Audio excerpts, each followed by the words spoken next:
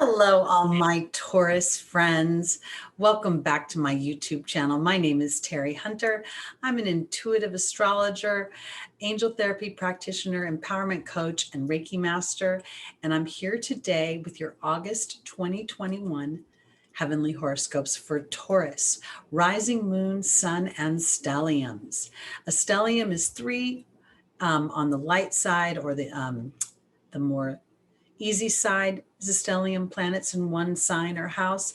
4 is more of a strict way of looking at it. I am a Western whole sign astrologer, so you know.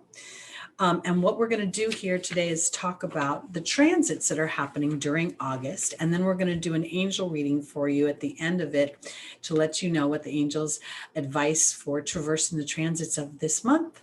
So for my Tauruses, one of the big things that's happening is the planet Jupiter is moving retrograde into your 10th house of Aquarius, where it's joining Saturn, which is also retrograde in Aquarius. The 10th house rules your reputation, your public reputation, the career. It's the highest part of the chart where the most public view, where everyone can see you. So this month, there is an opportunity for you. And actually, this is an influence between Jupiter and Saturn. They will be in your 10th house retrograde until October. And then they will move forward, going back through Aquarius and going back through the zodiac. So you have this very kind of a long period of time, probably at least, well, the planets move at different rates. You've probably got 6 months to 9 months for these two planets to go back through Aquarius. The 10th house is where you achieve, where you are celebrated for your achievements, and sometimes where you can be, some of your more public challenges can be seen. So when we have Jupiter there, we have the idea of what is our philosophy about our work environment, about our career? What is our global outreach? What Jupiter rules foreign ideas, it rules higher education, university, it rules the questions like, who am I and why am I here? And, you know, what's the whole point of this human experience? And as you do that, as Jupiter is going through your 10th house, you may be asking yourself those questions in your career sector. You know, am I in the right position? Am I doing the job that fills my heart? There is also the opportunity that you will revisit some ideas that you've had about your career, things that you might have put on hold, and now is an opportunity to really look at them, to revisit them, and to expand upon them. Jupiter rules expansion, it rules amplification, wealth, prosperity. It's called a benevolent planet because it brings good tidings, even when it's in a retrograde situation. Now, we also have Saturn retrograding in your 10th house. So Saturn, it can rule limitations and structures and authorities, as the 10th house rules authority in general, government, large, you know, the United States government would be something ruled by the 10th house. I bring these things up because I believe that for my Tauruses, you're going to have an opportunity to revisit if indeed your career, the things that you put out into the public are altruistic, are authentic to what you want, if they are playing more to the status quo of what you believe is expected of you versus what you want to do. Aquarius rules liberation and revolution and rebellion. So this is going to be an opportunity for you to sort of take a look at your career and decide whether or not it's satisfying you. And if it isn't, you're going to have an opportunity to revisit this and to make adjustments. Some of the other things that are going on this month that I think are important is on August 1st, we have a couple of oppositions happening in Aquarius. The first is the Sun and Mercury. So the Sun is how you project yourself again out into the world. Mercury is your thoughts, how you speak, what you read about, our everyday activities is going to be in opposition, in a challenging conversation with the Saturn in Aquarius. So this is where you might start to think, I'm not getting to do what I want to do. I feel literally oppressed by this situation. I feel oppressed by my work environment. I don't like this career anymore. That's Saturn in its challenging energy. Saturn in its more evolved energy is going to illuminate that limitation or that oppression so that you will start to think about moving into something that's more authentic to you. And then Saturn is all it's going to ask of you is to do the hard work of following your dreams. Aquarius by nature rules wealth. There's a certain amount of wealth. There's one of the money houses. It rules friends. It rules systems without a brain like YouTube and Instagram and Twitter and all these sort of social media places. It also rules the collective consciousness. So as you, Taurus, which is a fixed sign, sometimes Taurus does not really like to change. But if you are unhappy with what's happening in your career, Jupiter is going to give you an opportunity to shift that belief and to see a light at the end of the tunnel. So as you do this review, you're going to be able to move your story forward. And the Sun and Mercury are going to start to implement that in your everyday life. We also have Mars moving into Virgo, and it's making an opposition to Jupiter. And so Mars is moving into the sign of work and health. And Jupiter, again, representing our beliefs. I think there may be something, I just talked about your work environment, so I'm going to add that you may start to shift your beliefs about your work environment, but I also want to go to your health. And there could be the opportunity that you feel very inspired, feel very pioneering and courageous to take more responsibility for your health and to start to implement new regimes that support your health and your physical body in this space. For Taurus in particular, on August 6th, we're going to have the Sun in Leo in squaring Uranus in Taurus. Uranus is the modern day ruler of Aquarius. This is a big theme here. If you look at it, it's a big theme of liberation, of revolution. A square is a tense conversation. This is a one-day influence, but it could be a very powerful influence because it's really going to illuminate how you make your money, what you feel in how you're valued about how you make your money. If you work for someone else, you may feel a little bit like, do you see my value here in this place? And you may want to step on that and say, yeah, it's time for people to see my value. And if they don't see my value, I'm willing to move myself in a direction where they will. On the 8th, we have a new moon in Leo. I find the 8th, August 8th, 8 feels very prosperous. Eights are very, it's a money number. It's a number of prosperity. It rules wealth, just like Jupiter does. So we have this opportunity to, in this new moon, plant our seeds in the dark of the new moon with faith and hope. That's Jupiter as well. And then use our Saturn energy, which is also in your 10th house, to be diligent and disciplined as we care for the seeds and we water them diligently and then allow them to grow throughout this month, because we're going to have a full moon at the end of the month, which is a blue moon in Aquarius. So there's a big cycle going on here of sort of lifting the rug and looking a little bit deeper about how I am making my money, how I am seen if I'm making my money, and if I am in alignment as a Taurus with the viewpoint I'm putting out into the public. Is it resonating with me? We are going to have on the 16th and around for a few days, we're going to have this, the 16th, I think it's exact. no, I'm sorry, it's exact on the 18th, but starting on the 16th, Mercury and Mars are going to start doing a little dance. They're going to start to become closer and closer together in the sign of Virgo. So this is again going to capitalize on this idea of liberating yourself in your health sector, taking action on something involving your everyday activities with your health. It can also have a little bit of challenges with work environment. There could be people being snarky, people being impatient, people being rude. You might feel a little bit impatient with others. So be mindful of this because they're going to be doing this dance through the end of the month. And that's a little bit of a challenge. We have on the 17th of August, Venus will move into Libra. It's been in Virgo.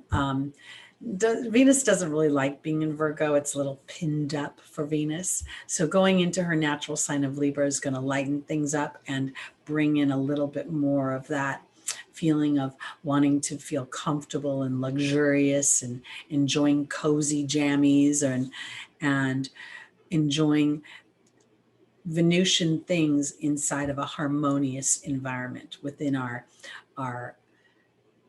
partnerships. But those partnerships, anytime you sign a contract, that's 7th house Libra energy. And if you've signed a contract at work, this is where Venus going into Libra might soften a little bit the dynamic of Mercury and Mars in Virgo. I don't know why I'm saying it that way. I just am because Venus rules Taurus.